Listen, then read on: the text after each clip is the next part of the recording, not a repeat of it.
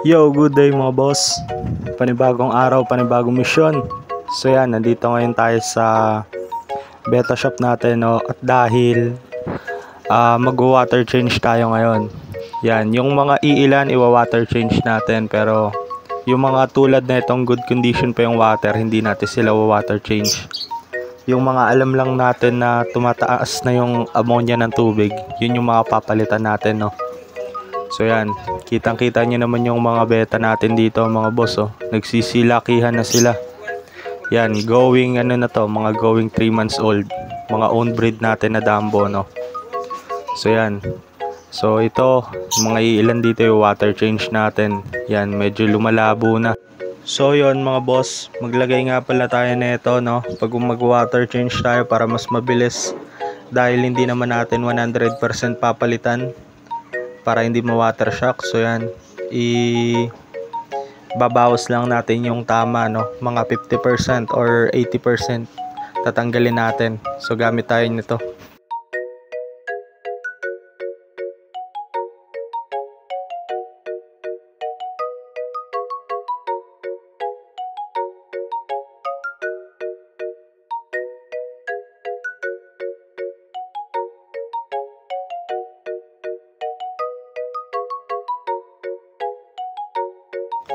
So dito mga boss, nagdadagdag na tayo ng tubig, no. So yan.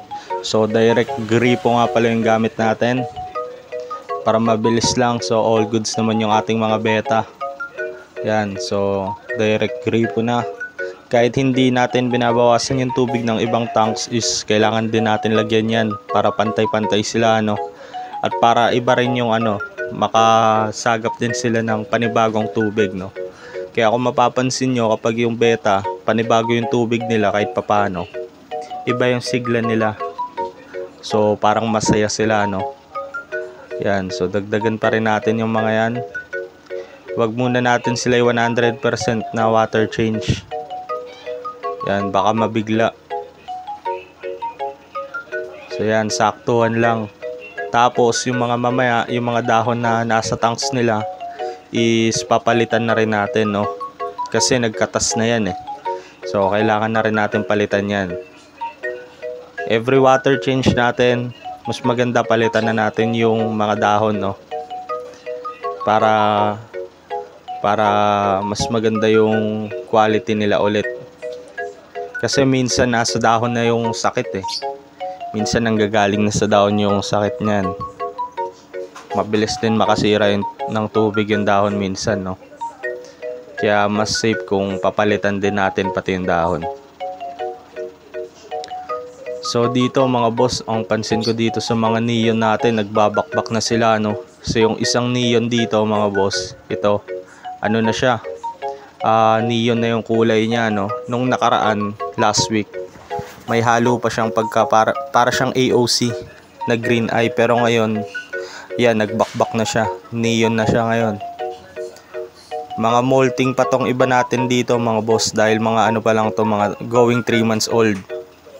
Pero mga good size na sila. Yan, yan ang kagandahan kapag hindi tayo nagkukulang sa pakain. Mas mabilis sila lumalaki. Yan. So ang lalambot na ng mga dahon nila, oh. Kailangan na mapalitan. Mahalaga rin kasi napalitan natin yung mga dahon nila mga boss, kasi nga mga bata pa sila, para mas mabilis na sila mag-molt. Kasi yung talisi, nakakabilis yan talaga magpakulay ng isda, eh. Mahirap kasi kung ibebenta natin tapos hindi pa na full molt, no. So yan mga boss, tignan nyo yung beta natin dito, ang ganda, oh. Yan, salamander.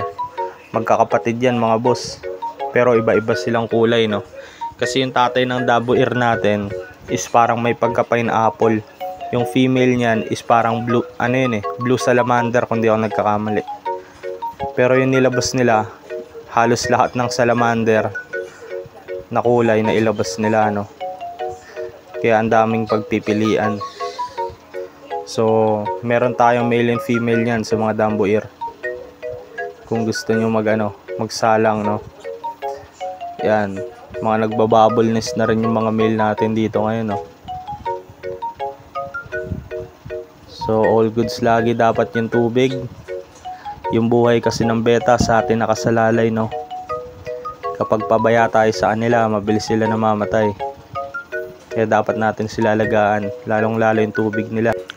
So dito mga boss, ito yung mga naka-jar nating mga mga juvie size na beta, no.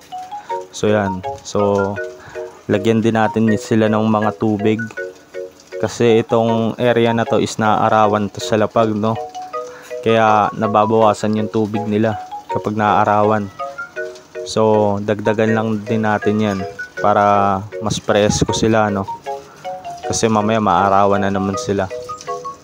So dito, kagandahan dito, naaarawan sila, mas mabilis silang kumukulay, eh.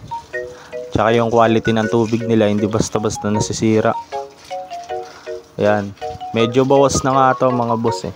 Kasi na-out na natin yung iba, eh. Ayan, tapos ang nangyayari kasi dito, yung iba hindi na umaabot sa tanks, no. Na-out na natin. Tapos yung iba naman, pag juvie dito natin nilalagay. Tapos pag good size na sila, pwede na silang i-display, i-display na natin sila. Ganun ang proseso natin dito. So yung iba dito, mga mga bakante na, yung mga walang talisay, dahil naubusan tayo ng i-jar, eh. So may mga beta pa naman tayo na i-jar, pero inaano muna natin sila, pinipili muna natin sila, ano. So yan, so wisik-wisikan lang din natin to. So ito nga pala mga boss, ito na yung winater change natin, no. So kung mapapansin nyo, medyo madilim talaga yan pa rin, pero medyo na lang, pero all goods na sila lumangoy ulit. Ayan, masigla na sila. So ganun lang kadali mag water change, huwag bibiglain. Dapat all goods pa rin yung condition ng beta, no. Huwag nyong biglain hanggat hindi pa nila kaya, no. So yan, all goods sila. Ito naman mga boss yung breed nating beta, no. So nag-breed tayo ng 3 pares. So ewan ko kung na-video ko na to.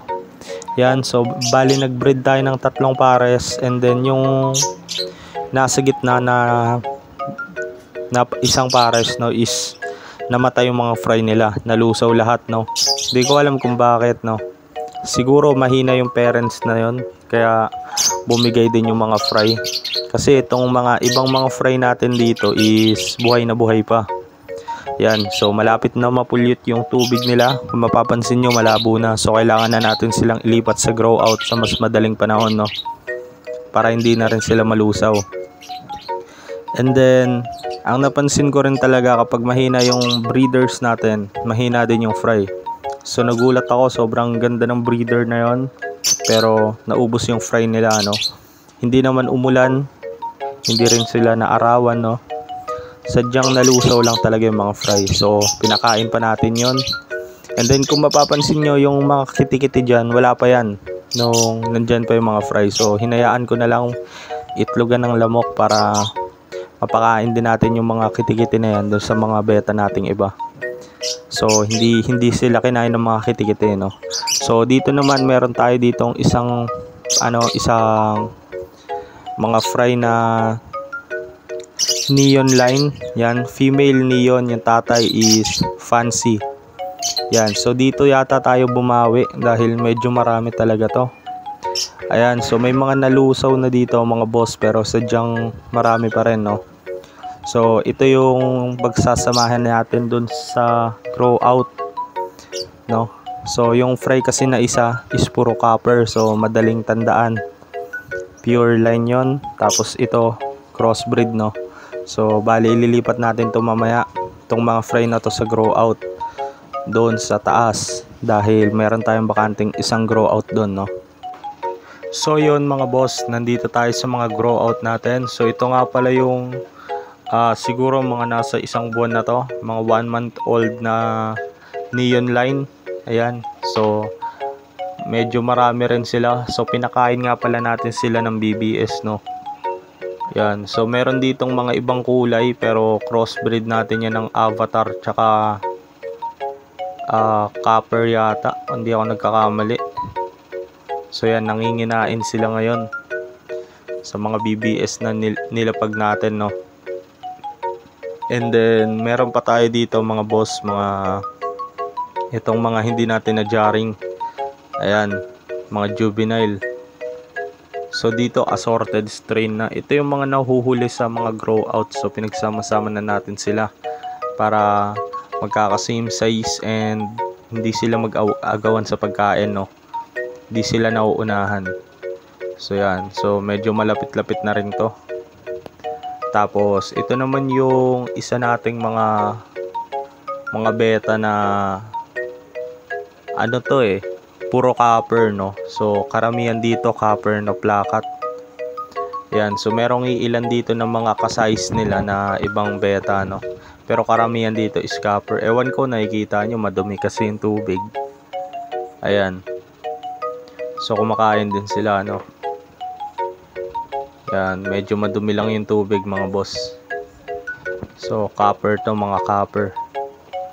And then pinakain din natin sila ng spirulina ba 'yon? Tsaka BBS. Yan, mamaya tubifex worm. Kasi nagto-tubifex na to sila Yan, mga boss, oh. Daming copper dito. Siguro mga nasa 50 rin to sila. Mahigit, no. Makakulang 100 pieces yun nandito. Yan. So kasabayan to ng neon natin, itong mga beta na nandito. So all goods. So hanggang dito na lang, mga boss. Maraming salamat sa inyo. Yung on earth nga pala, Red Phoenix Beta Shop. So hanggang sa susunod na lang, no. Yeah.